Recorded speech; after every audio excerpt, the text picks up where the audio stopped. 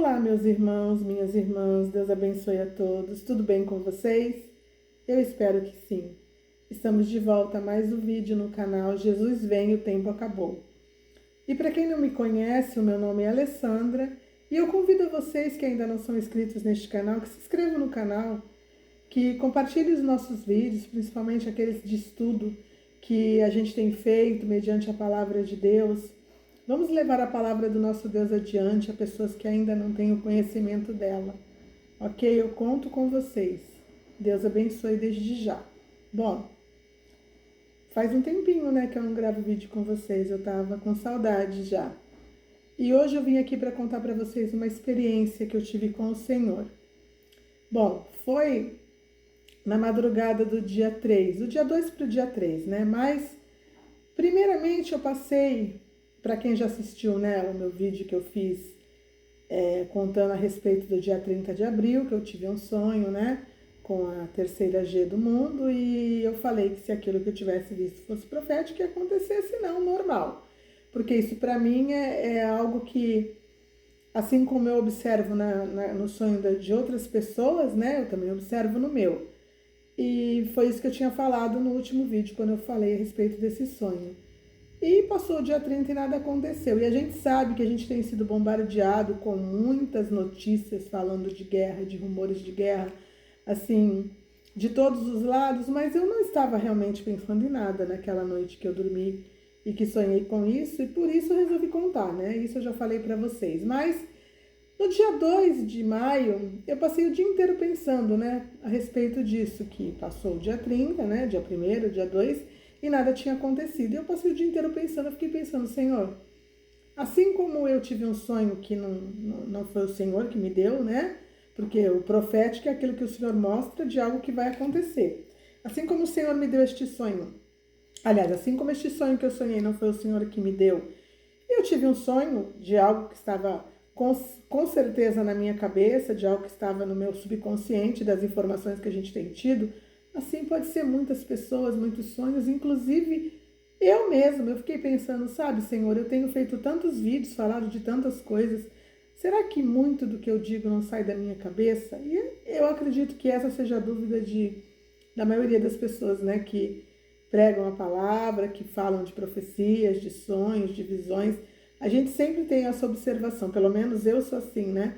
E eu passei o dia pensando, eu falei, Senhor, poxa, de repente eu tenho falado algo de mim mesma, eu tenho, sei lá, colocado no canal coisas da minha cabeça. Eu fiquei questionando a Deus, eu falei, se eu sabe que essa não é a minha vontade, que o meu desejo é falar daquilo que o Senhor me ensina, né?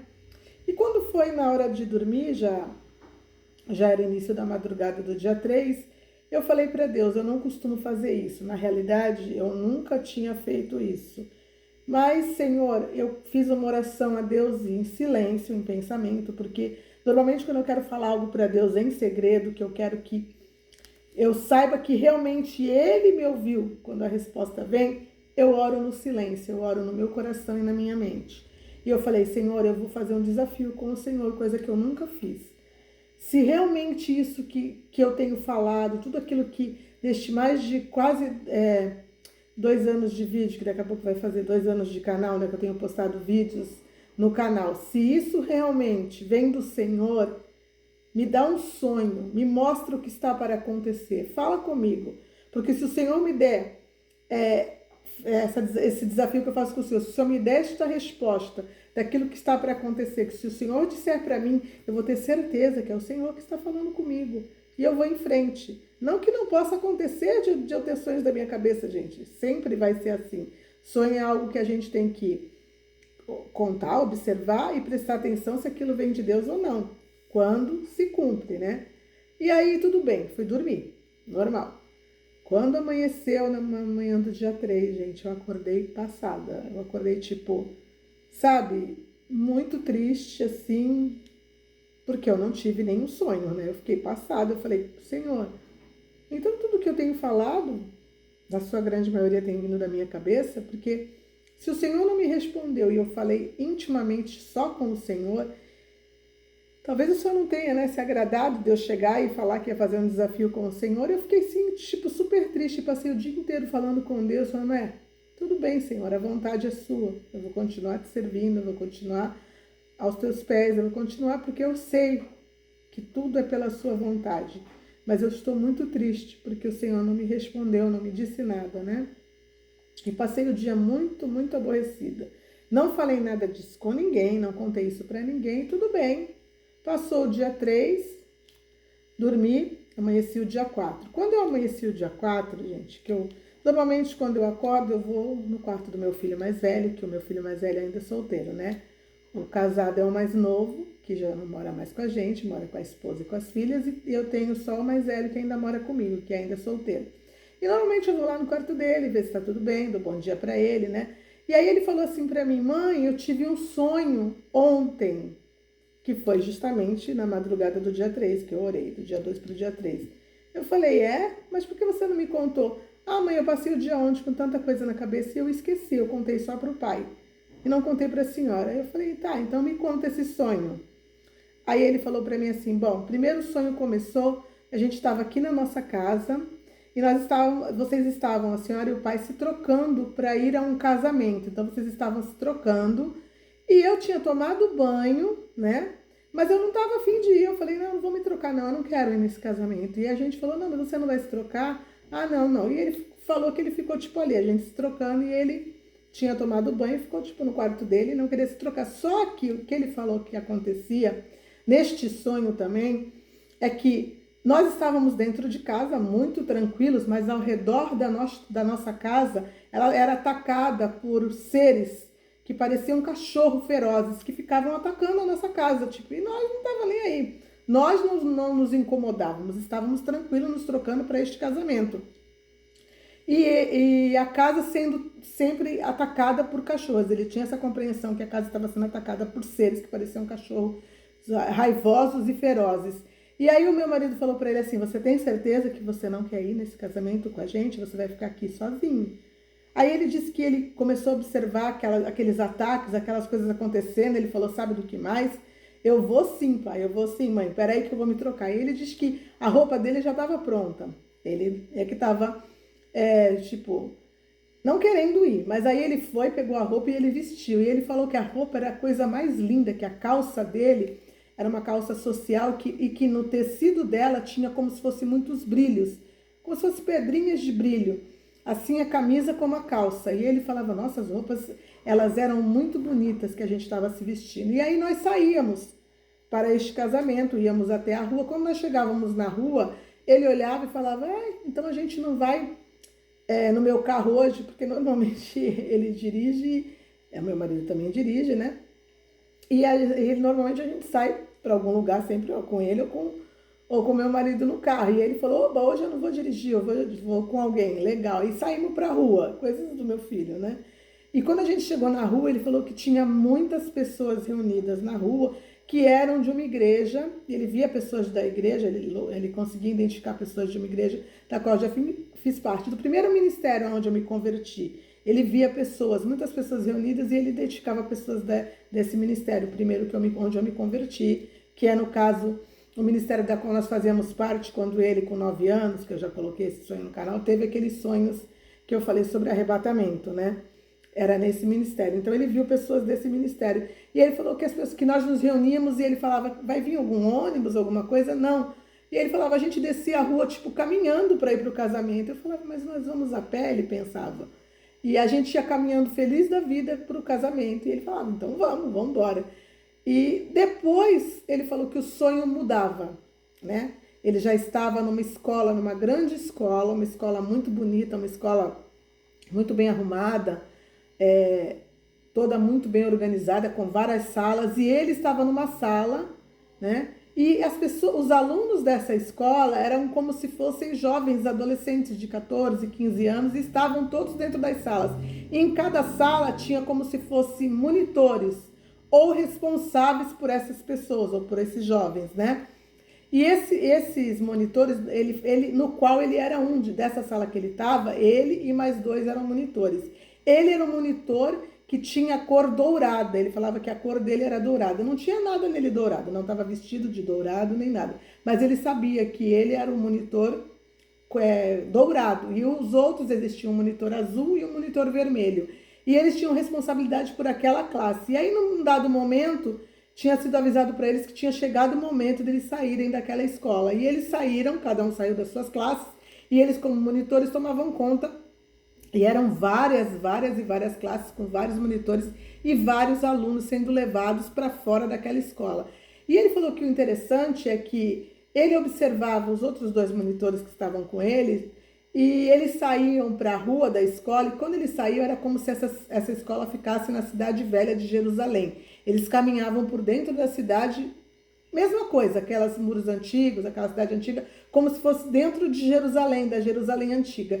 E eles iam descendo, e esses 2 monitores que estavam com ele, eles iam eles tinham poderes, eles saltavam entre os muros, ficavam, sabe quando as pessoas fazem aquele esporte chamado parkour? Não sei se vocês já ouviram falar, as pessoas pulam, sobem. Então diz que esses jovens, eles agiam desta forma, como se estivessem fazendo parkour. Só que eles iam muito para frente, eles se empolgavam, né, com aquele certo poder que eles tinham, e ele, que era o dourado, ele tinha autoridade sobre eles. E ele ia lá e repreendia, falava, vem para cá, vamos prestar atenção na turma das pessoas que nós estamos tomando conta, vocês estão aqui para a gente poder fazer a nossa função.